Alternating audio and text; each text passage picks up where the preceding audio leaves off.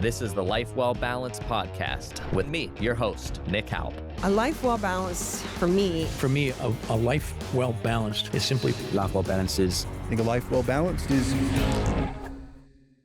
I'm here with Dr. Ashlyn Schwartz. It is very good to see you.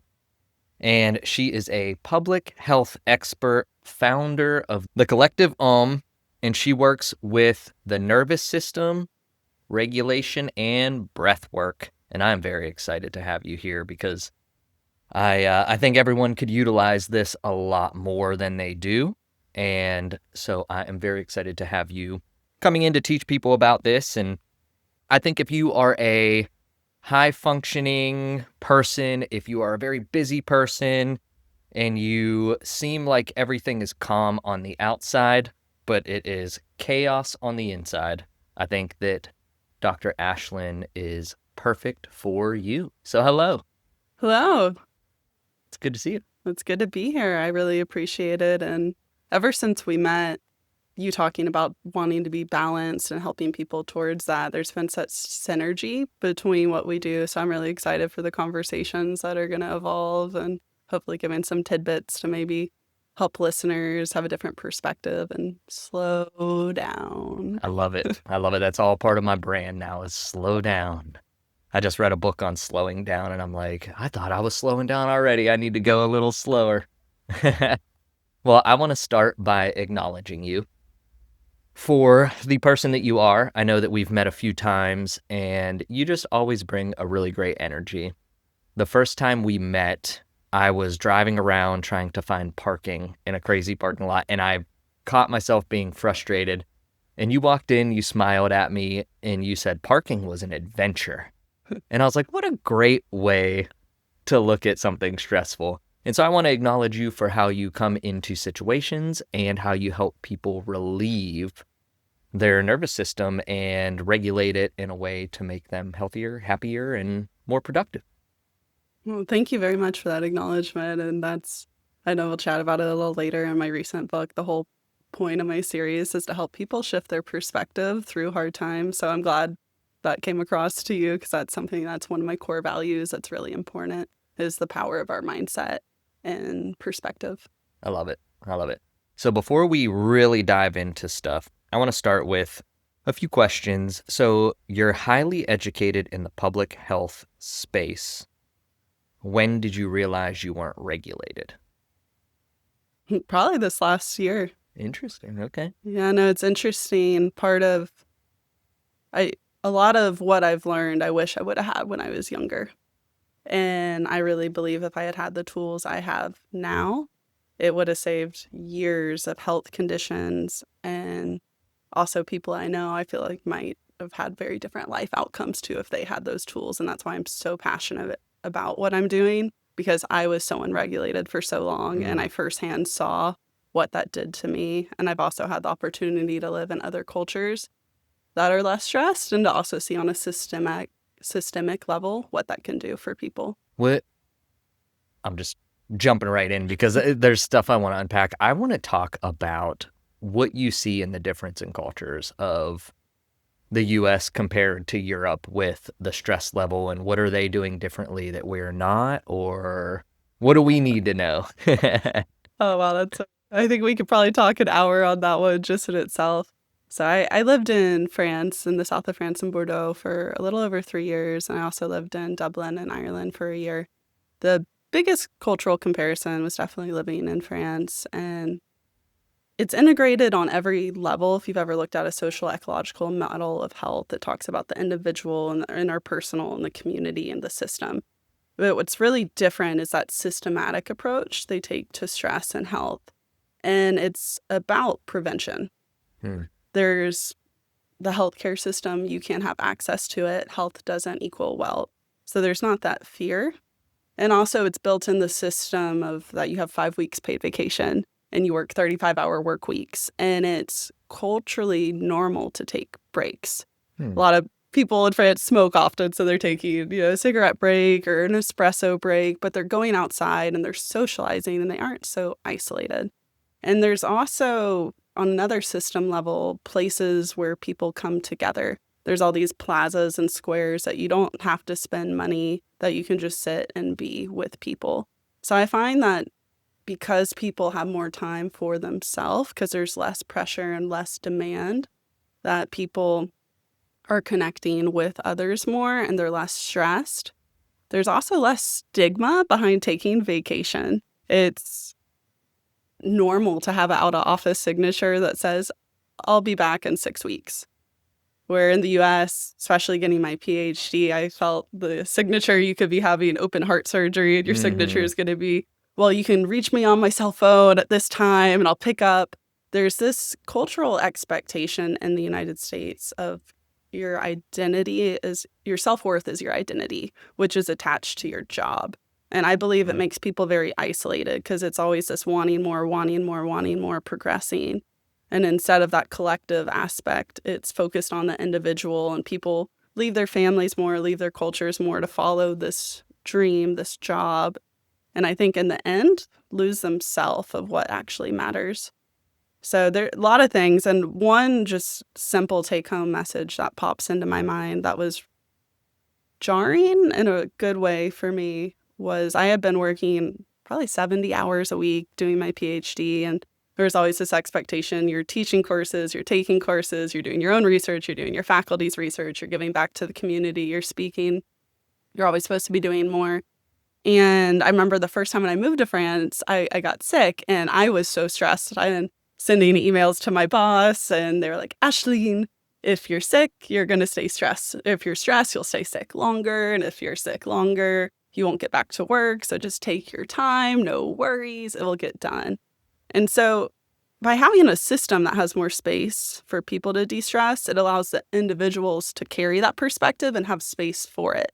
Because I know as someone that's worked in the United States, I might have my boundaries and my perspective of wanting to be less stressed and these values of not wanting to push as much forward with the job. But it's hard to respect those boundaries when the culture doesn't support it, when your boss doesn't support it, when your work environment doesn't support it. It's like you're having this constant battle. And so in France, it was the normal. It was the culture. And then it rippled out. Even on Sundays, it originally was for religious purposes, but now it's just part of the culture. Most places are shut. Places aren't open 24 hours. There's maybe one doctor that's open once a month on a Sunday. And if you need to, you can go there. But it's not that expectation that people should be working. It's that on the weekend, you do a barbecue, you hang out with your friends, because that's what matters. It's not the job that matters. So I could really keep going on, but it's the system, I think, that ripples downward to then the policies are different, then the people's perspectives are different, then the relationships are different, and then you have less stress. It's kind of this inward and outward effect. So if someone feels stressed and overwhelmed with that work and they're tied to that work identity, how can they acknowledge that they need to change or make a change? You know, that's an interesting one. Often, unfortunately, I find it takes someone to getting to a breaking point or something A heart bad attack, or a stroke, a relationship breakup, or some life-altering, something that really actually makes people pause. And that's what I'm really trying to do and working towards with my company, is to bring that level of awareness on a more normal level, that you don't have to be at this extreme, breakup or job transition or life event that happened, that I'm building this regulate, reflect, reconnect model that even, I was in traffic and I was a little stressed. Okay, let me regulate. Then let me think about it. Will this matter in a year? Was this related to my past or my present? And then let me reconnect with that person or reconnect with my purpose. So I'm trying to bring that to the forefront so it's not an afterthought to save this progression. Okay, bringing the proactive instead of the reactive. Yes. I had a friend of mine on here, Rob Swimer, who is a coach and speaker in the personal growth space, and he always says disconnect to reconnect. And that's a big part of what he does is he takes time away and then he comes back in order to reconnect with everyone and work and all that kind of stuff. Now, we do what we call who, what, why on here. And so it's to really get to know who you are and what you're about. So who in your life modeled stress or regulation for you growing up? And was it healthy? Oh, wow. Oh, the question definitely caught me off guard with that one. I think we have so many models and people that we're looking up to. The first thing I think of is just my home life and environment. And there were different people that were modeling high levels of stress. And I think a lot of the regulation I saw was healthy in a way, but also coping, like kind of avoidance, maybe of conversations, avoidance of the topic, maybe turning on the TV, maybe going into another room. It didn't feel like people were so angry around me. Okay. Why does this work still matter to you beyond the career? So my why is very vulnerable, and I'm very open about talking about it because I believe in the power of vulnerability and that you can have deeper and more meaningful conversations. So about 10 years ago, I lost my brother, who was my best friend, to an opioid overdose. And I believe that unregulated stress leads to substance use. It leads to mental health. It leads to that avoidance that I did see in the household too. And that completely changed my life. He was 26 when he passed. I was 23. And looking at it from a perspective now, I feel fortunate that I had such an experience happen at that age that really made me think about life. What is the purpose? What is the meaning? And what I could make sense of at that time was I wanted to answer two questions of why did this happen and how can I make it stop? So that has always been my why, and I became a substance use disorder researcher, a mental health advocate, a trauma-informed researcher to understand why did this happen to my family. And at the time, there were over 80,000 families going through this, over 80,000 overdoses from opioids alone. And thinking of that on a scale, I wanted to help one person, one family not go through what we had gone through. So that was definitely my why, and it led me then to move abroad to answer that question of how to make it stop. Is why I really started my company, was when I saw how a different system in France can be more regulated. And then afterwards, I moved to Ireland, which was more similar to the United States. And I even saw within my body health issues come up that had completely dissipated in France. And really seeing that personal connection and that cultural connection between stress and health. Sometimes in life, when you learn something or have the opportunity to have an experience, you feel this obligation to carry it forward. And I felt I've been able to experience this lifestyle, and I've been so much healthier and more productive and happier, and my relationships, clearer thinking, all these things have completely transformed my body, all these health issues completely gone that I was having. And I felt like I wanted to pay it forward, and to also answer that question of how to make it stop is why I started my company, is because if we can prevent people from escalating and getting into mental health and substance use and having these bad relationships, if we can start it at the root, what can that do? And if we can start it before it's a crisis, we can help so many people. Yeah. I know with me, I have had a lot of experience with overdose and suicide in my life. Not any siblings or anything, but a lot of friends, family, and it was really a shame because I was having a conversation one time and we were going to a funeral, and I said, let me get my funeral suit. And someone said, you have a funeral suit? And I said, yeah, because I've gone to so many funerals for friends and loved ones that have overdosed or committed suicide. And if I'm someone sitting here listening and I just lost someone close to me, and they're asking maybe not just those two questions, but all the questions, what's one thing that you would say to that person? Wow, what a question. Take the time you need to feel. Sometimes I think we block off our feelings and we try to run away or cope because we can't handle it. And I do believe that denial is one of the stages of grief, because I believe if we could really feel that absence of eternity, we might just break. But I encourage people to sit with their feelings and not move to that next step, because ultimately that's what I did. I pushed through for my master's and my PhD, and ultimately me pushing all these years accumulated so much stress because I never really managed that loss. And I did reflect some, but I just kept pushing, and that stress led to 5 concussions, 2 knee surgeries, migraines, this, that, and the other. It was issue after issue because I didn't stop. And it feels like time already stops when you lose someone. Mhm. And I think acknowledging that and honoring it and honoring that truth is important, because that person does matter and other things don't matter as much at that time. And just taking that time to process is my biggest recommendation. So in one sentence, how can someone stop for a moment? Breathe. Okay.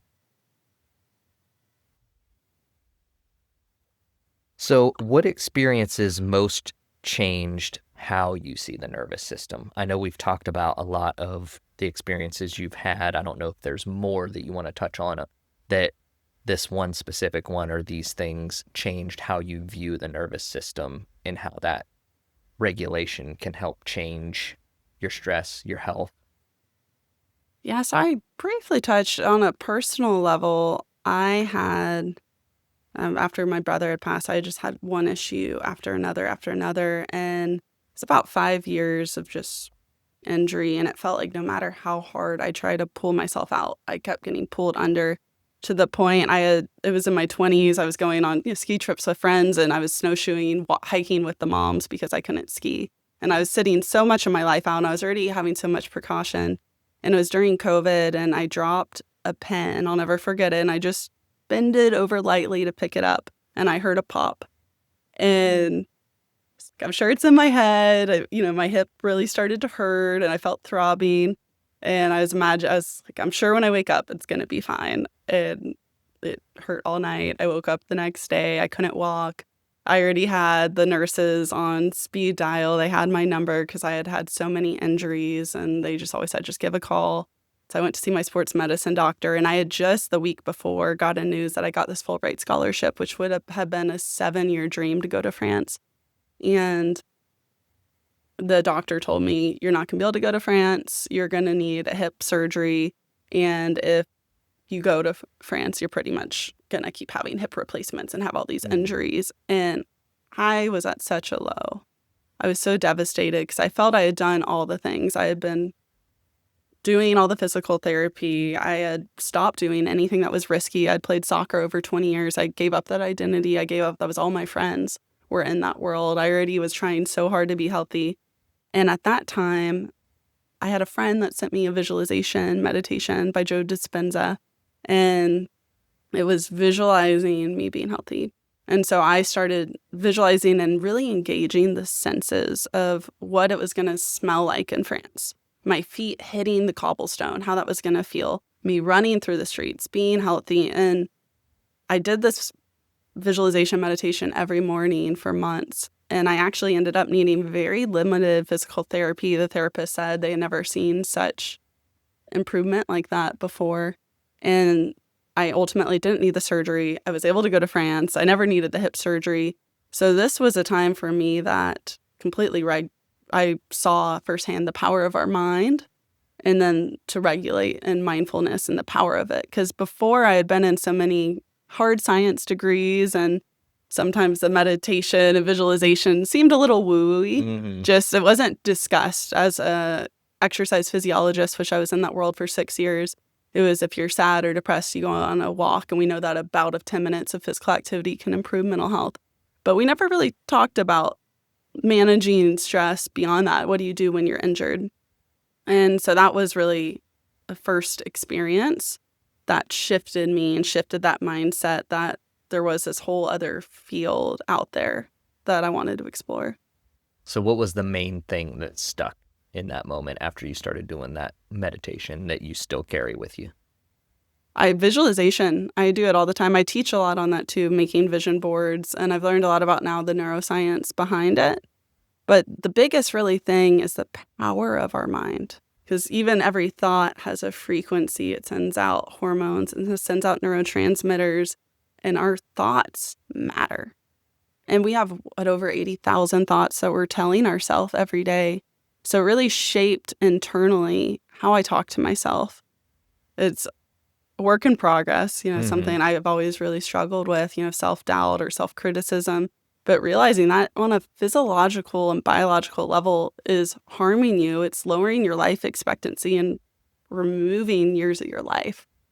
So that has stuck with me the most. And I do these visualization meditations on a regular basis too. I try to do them every morning, and I do some Joe Dispenza ones. And I actually sent some Joe Dispenza ones to my wife while she was having some back issues and stuff too. And I like to do some Brian Scott ones. I don't know if you've seen him. He has some really good stuff.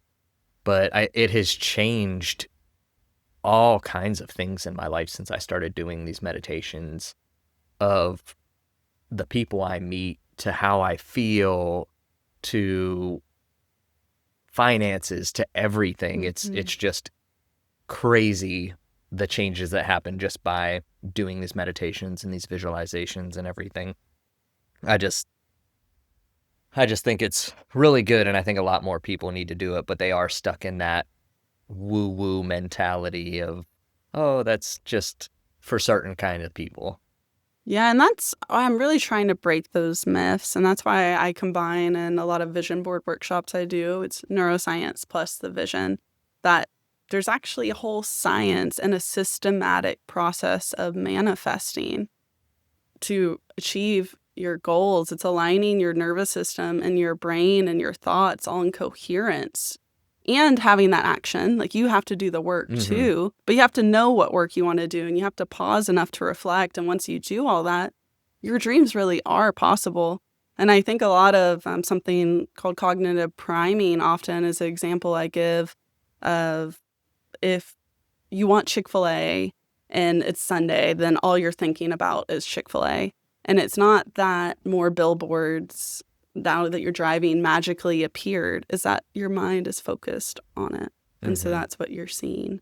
And why can't we flip that narrative and look for our goals, look for our visions, look for that job application, whatever it might be? If we are focusing our mind and having it on our board and we're saying it out loud and doing the actions to it, it can happen. So using the neuroscience and the way our brains are built to support us and ultimately reach our goals. So high level, if I'm someone that wants to reach a specific goal, what are 3 things that I can implement into my life now around visualization, meditation, breath work to help me visualize that and move to that result?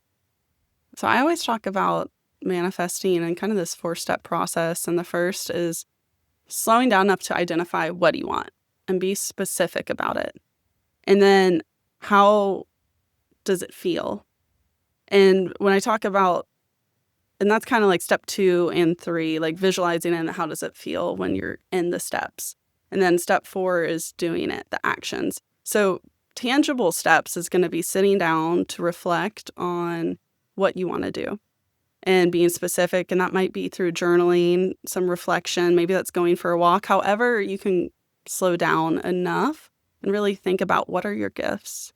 What are your purpose? So that's the first step in one tangible aspect. The second thing, through visualization, that's, I think some people skip, is maybe they want to run the Boston Marathon and cross over that line, and they're visualizing that end part, but also visualizing the steps. What about imagining getting out of bed at 5 a.m. and overcoming the rain and the bad weather? So then your mind has already achieved it. When you have those blocks, there's less resistance. You built the neuroplasticity, the motor neurons in the background, so your body's already done it. Your mind's already done it, so you're going to do it because there's less resistance to do it.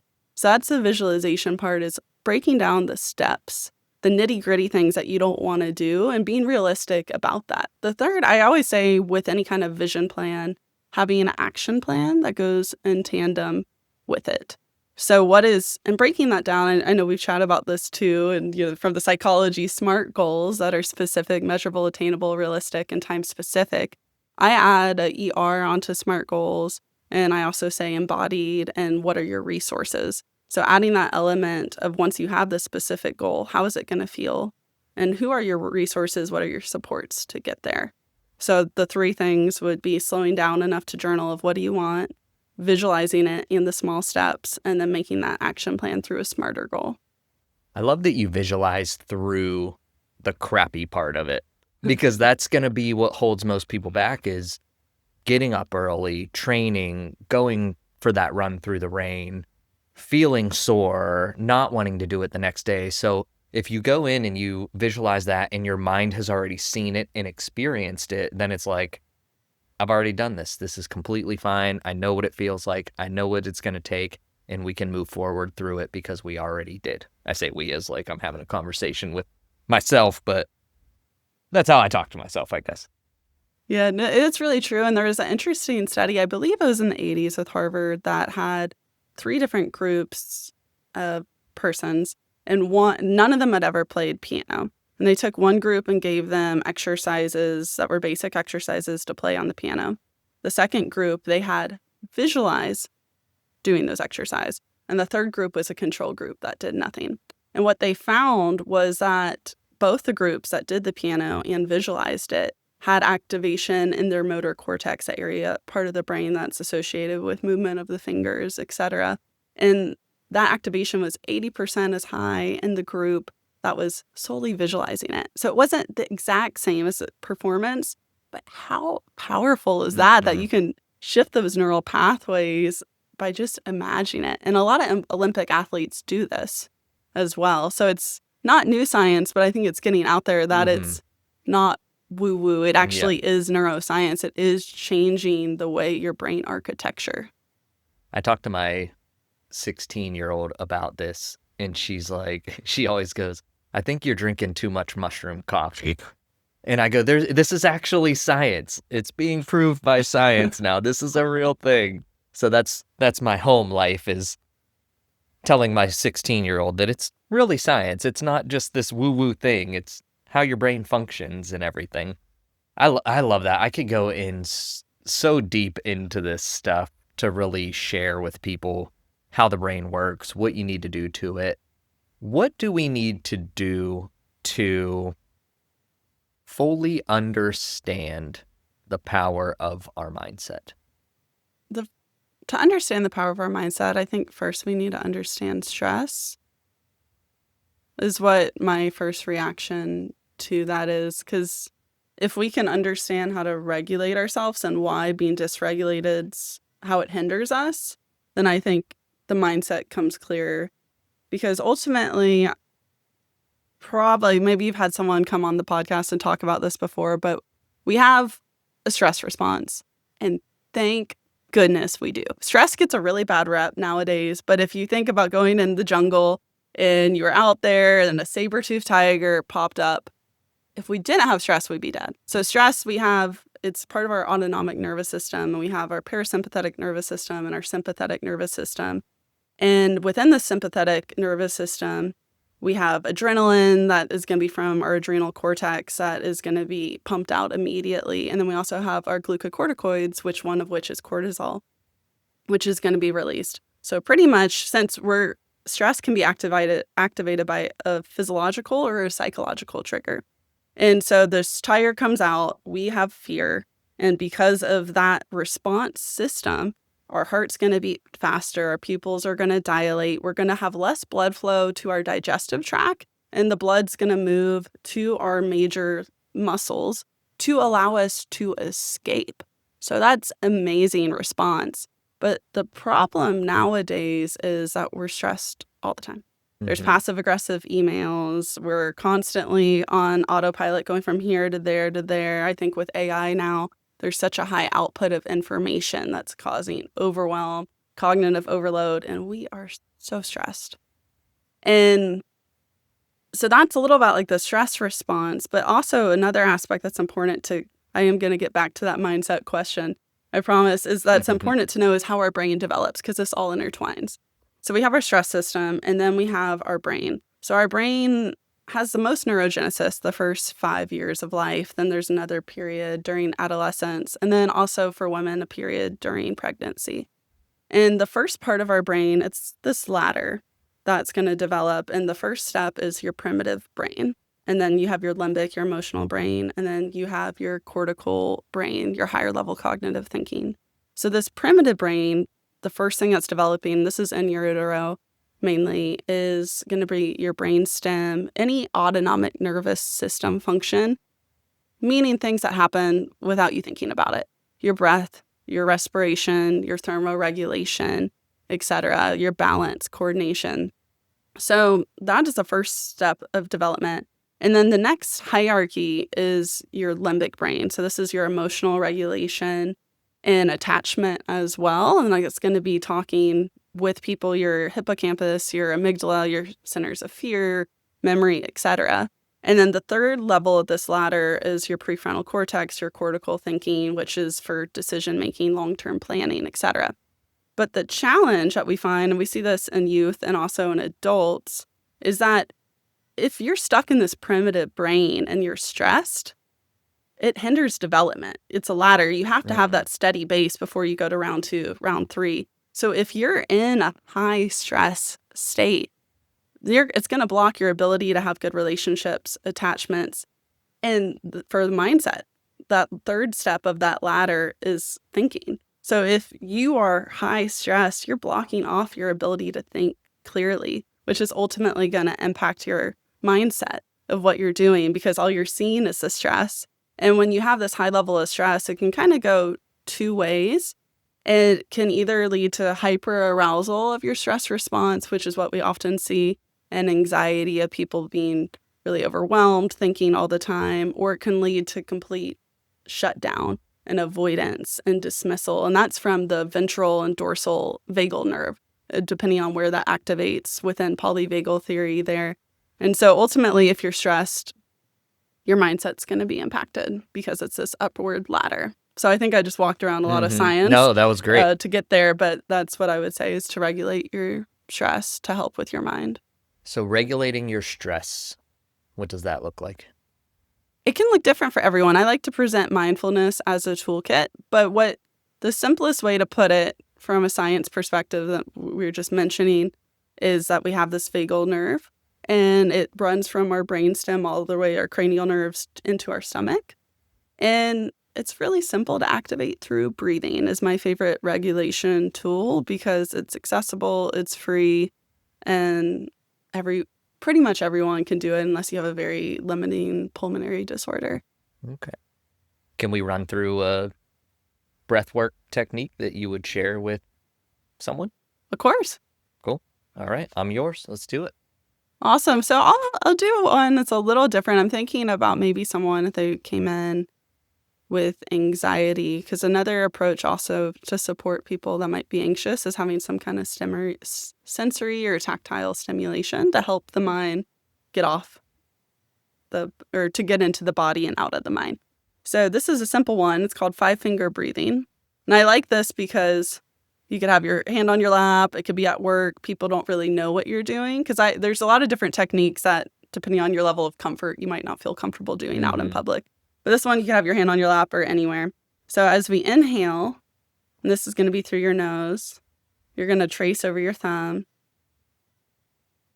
And then exhale through your nose, going over your thumb.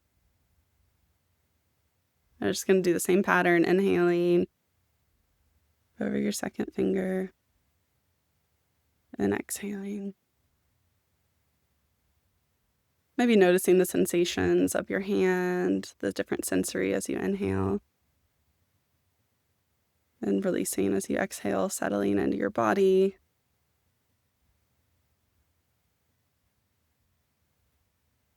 Trying to make your breaths even.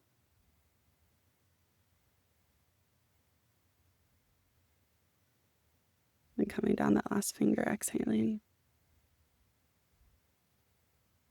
And so this you could work back and forth and can continue doing.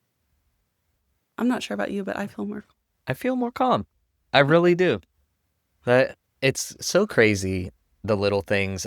There's a guy that I watch that coaches on speaking. I believe I mentioned him to you, named Eric Meads, and he makes a joke but a statement about, you had mentioned in France that they take smoke breaks, and he says it's not really a smoke break, it's a breathing break, and they just need to do breath work. So they go out and they go to relieve that stress from them. And I always like that because I just feel there's so much power in your breathing. And there's people very close to me in my life that, though I can tell when they're really stressed and really worried, and I can see that they're not even breathing normally as they're just doing things around the house or at work or whatever. And I'll be like, hey, let's breathe. I even do that with my 2-year-old when she starts freaking out. I'll say, hey, let's calm down. Let's take a breath. She's funny. She pulls the yoga mat out and she leans down and then she goes, and does it at 2 years old. It's so hilarious. So we're trying, my wife and I are trying to get her to understand, like, hey, just slow down. If you feel overwhelmed, if you feel anxious, slow down, take a breath. It will really help you. And then I started doing in my talks too. I did it to a group down in Daytona not too long ago. And I had people feel where they were right when I started, and then we did some breath work stuff. And then I asked them how they felt after, and they were all in great moods and laughing because it wasn't just like tracing your finger. I had them up and bouncing and breathing and stuff like that. So I think it's a very undervalued thing that we can implement and incorporate into our days on a regular basis. I mean, we breathe every day, all day, but I think being very intentional on taking some time to do some breath work can really change your mood, and that's science backed. Yes. I really think I could talk on breath work for hours. It's so important. And as far as like a public health message too, it is accessible. And there's been some really there was a randomized control trial that came out in 2023 that compared breathing techniques, because what you might have been doing with your group might have been some energizing breath work. So we have energizing breath work, and then we also have more the diaphragmatic breathing that's going to be more activating the vagal nerve, having longer exhales that is going to be more state of calm. And this randomized control trial it was about 12 different studies that had different breathing techniques compared to either cognitive behavioral therapy or mindfulness interventions. And it found that any kind of breathing technique, whether it was online, the energizing or the calming technique, was as efficacious with anxiety and depression as these other modalities. But it was simpler to implement. It could be done online. It was more scalable, and it costs less money. And I just think that's so powerful that that's getting more into science and into the world. Now, breath work can be an intervention. And that's what the message I'm trying to give is that, of course, I love going to hour-long breathwork classes, but just even a minute, taking that time is so powerful. And it's incredible that you're doing that with your daughter, because another thing breathwork can do is called interoception, and that's connecting the mind and body, and that's a lot of yoga does that too. But having greater awareness of your body and what you're feeling, and breathwork can do that. And once you are having more experiences breathing, then you might notice, oh, wow, I feel some butterflies in my stomach, or my heart's pounding more. It's creating that mind-body connection. So it's this loop that now I'm aware of it. So now I'm going to breathe more, and it's going to help me regulate again. So it's this beautiful cycle that the more you do it and are aware of it, you can implement it more and have that awareness of when you are dysregulated and need to regulate. So we're talking about the awareness right now. And we had also mentioned being attacked by a saber-toothed tiger. I think that now so many people are in survival mode and they're stressed so much because, and I've been guilty of it, because everyone's on the defense and reacting to everything. So what is something I can be aware of to show me then I'm running in survival mode. And there's physiological symptoms of having a really quick heartbeat, of feeling anxious. And also sometimes people feel like they'll get sweaty or their body temperature will increase as well. Irritability is a big symptom, having fatigue, headaches. Stress can present so many different ways. So it's understanding what that might look like for you, but those are some really common physical manifestations. It can also manifest behaviorally, maybe using a substance more or isolating more as well. So those are some things. There's a lot of ways stress manifests, because I really believe stress is this first cause of unregulated stress, of not having good relationships, not thinking clearly, and emotional, behavioral, physiological manifestation. Mm-hmm. Man, I just see it so much with everything in the world we live in right now. Well, you had mentioned identity before, and I want to touch on identity because I think not a lot of people really fully understand what identities are. And I was listening to something the other day too, and the way he described identity was really interesting. He said, picture yourself as a house with a lot of rooms, and each room is a different identity. And he said having a bunch of identities isn't bad, but not having enough is bad.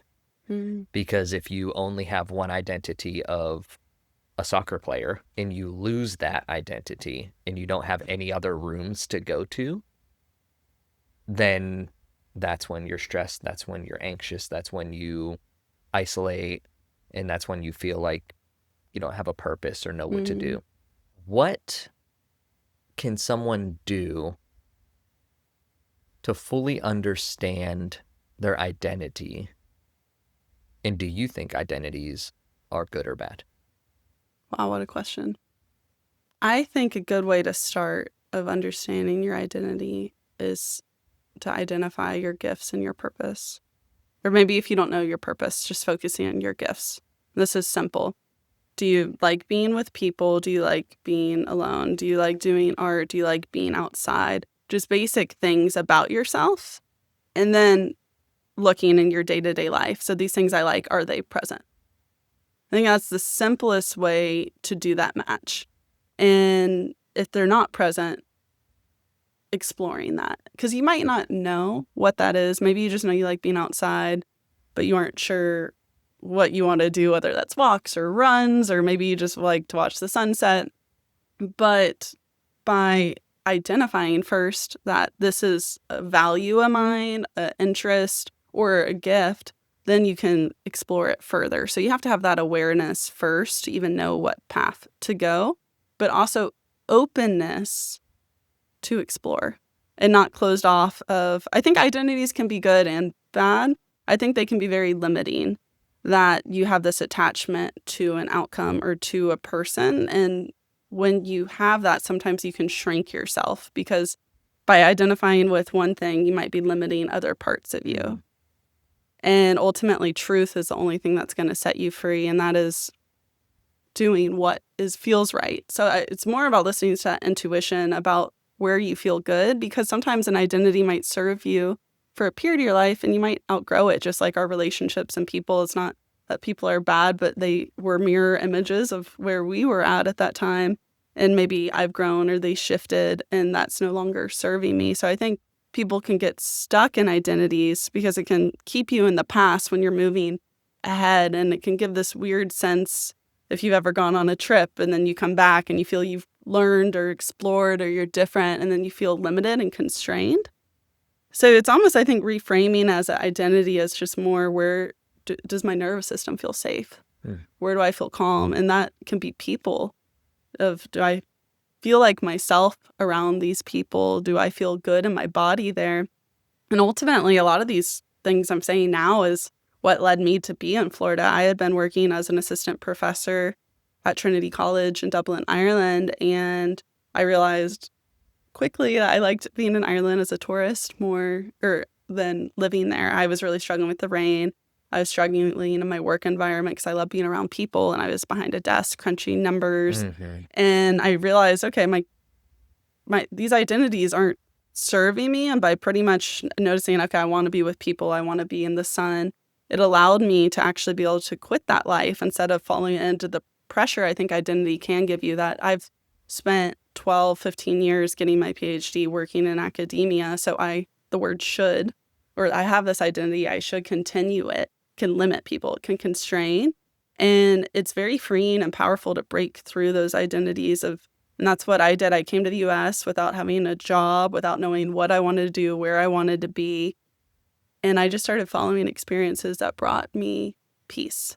And that was breath work. That was yoga.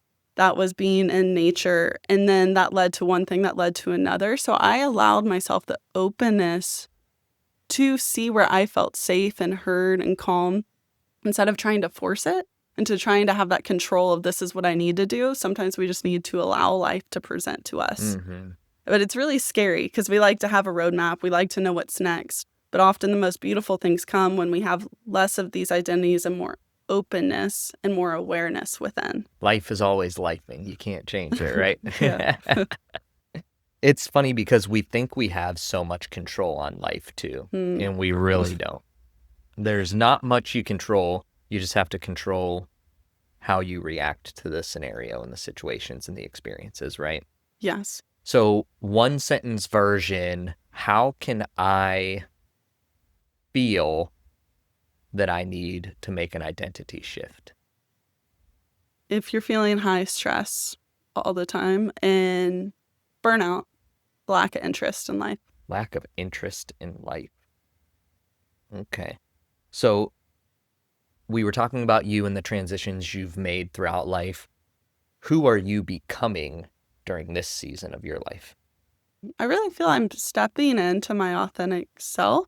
I'm giving that space to shift. I'm stepping into the role as an educator, as a speaker, as a facilitator, and also someone that's slowing down more because I've really struggled with perfectionism. I've struggled with overworking myself too. So I'm really implementing a lot of my regulate, reflect, reconnect model all the time. I have a personal yoga practice. I do teach and do a lot of service work in the community of yoga, breath work, Reiki, meditation, some sound healing, different modalities to help people. But my main goal is to be present and to allow life to continue to move forward and just to release control, release attachment, and focus on spaces that make me feel alive and my gifts and having that openness to be able to shift with that when it comes.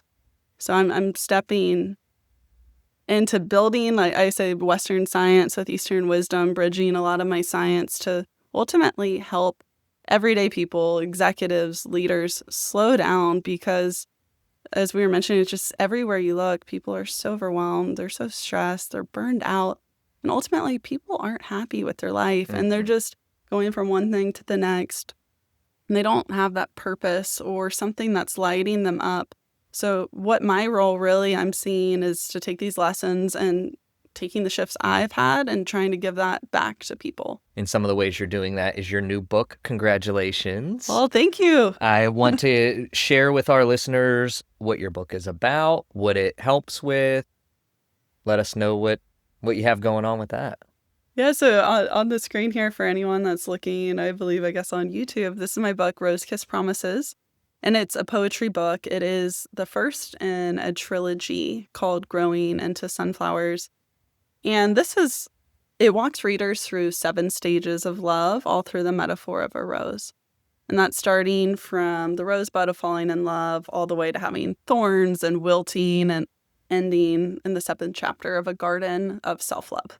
So it's showing the ultimate lesson is that to have real love, you need to love yourself and to bring awareness. So I was mentioning I have different modalities for me to regulate myself. And poetry was one of the first ones I ever had before I got more into different holistic modalities. And I started writing poetry about 15 years ago. And I remember one time I was in my car and it was rainy, it was foggy, and the windshield wiper was going back and forth, but it wasn't erasing what was going on. And it felt like that was the way I was in this relationship and it wasn't working and it was confusing and I kept trying to wipe it away and it kept being there. And no matter what I did, it wasn't moving forward. And that was one of these threshold moments where my outside world and inside world connected. I just grabbed a piece of paper and started to write.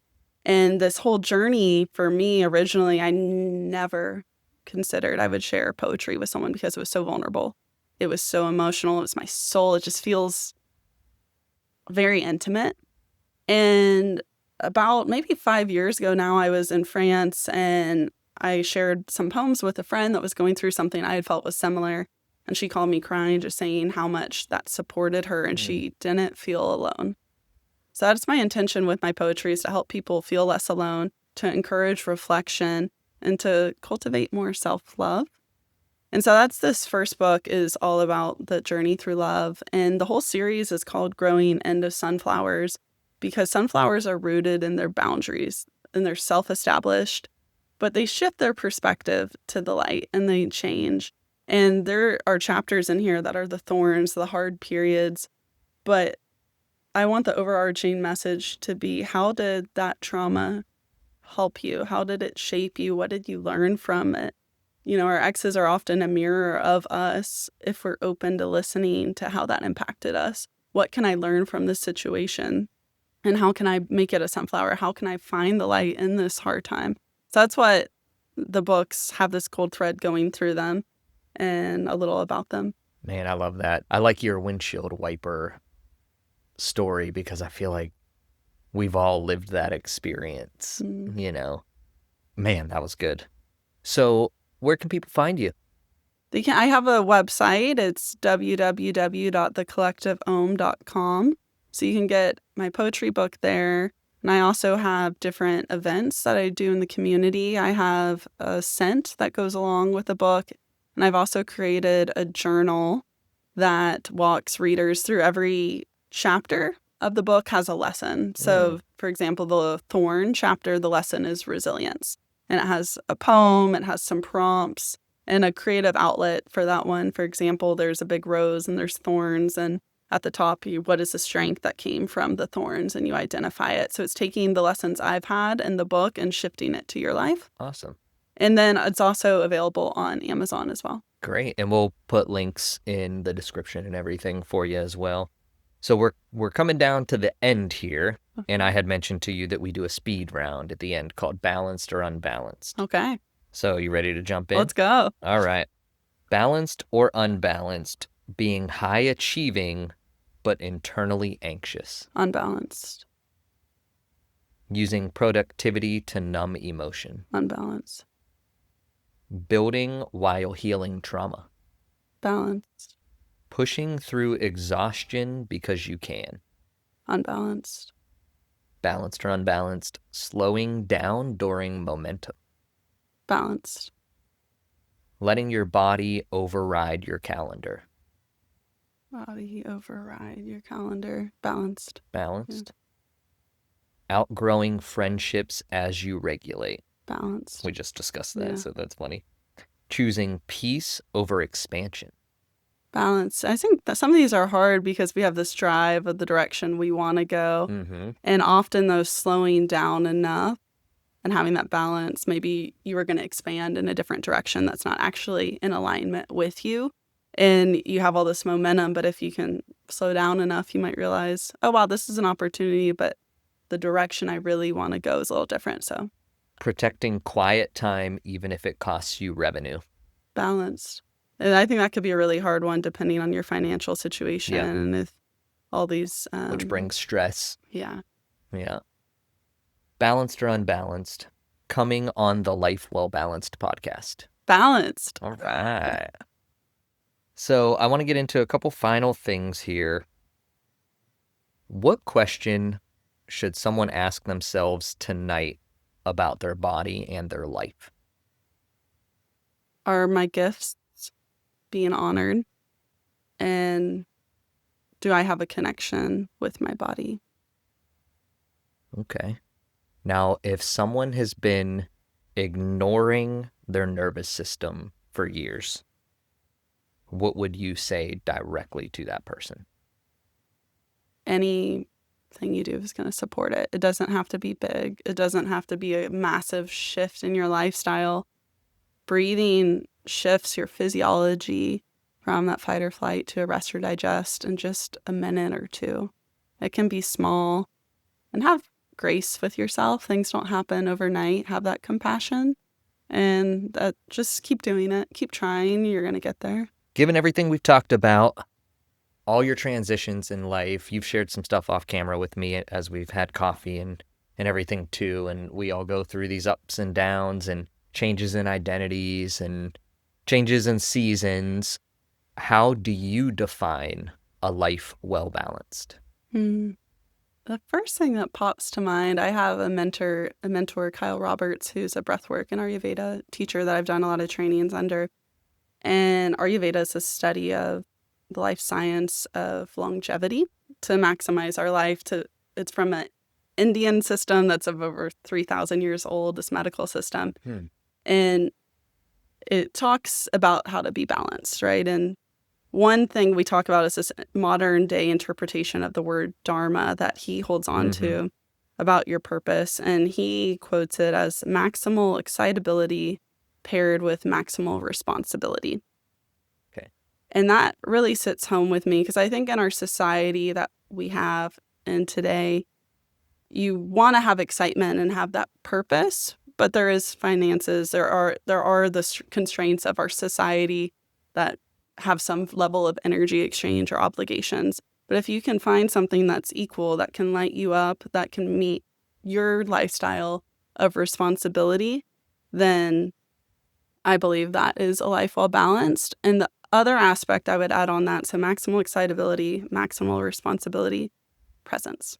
Talk a lot in yoga about anxiety is when you live in the future, depression's when you're living in the past. And any mindfulness technique, being in the present, is all we have. We can't control life. We have no promise of tomorrow, of anything. But we have this moment and making the most of it and being there, physically being there and living your life is balanced. Thank you. My wife, on our walk yesterday, I'm very guilty of living in the future with building businesses and the podcast and everything I have going on. I'm in the future a lot, and I really work diligently to be as present as I possibly can. And I was stressing over something yesterday, and my wife just looked at me and said, "If you died tomorrow, is this what you would be thinking about?"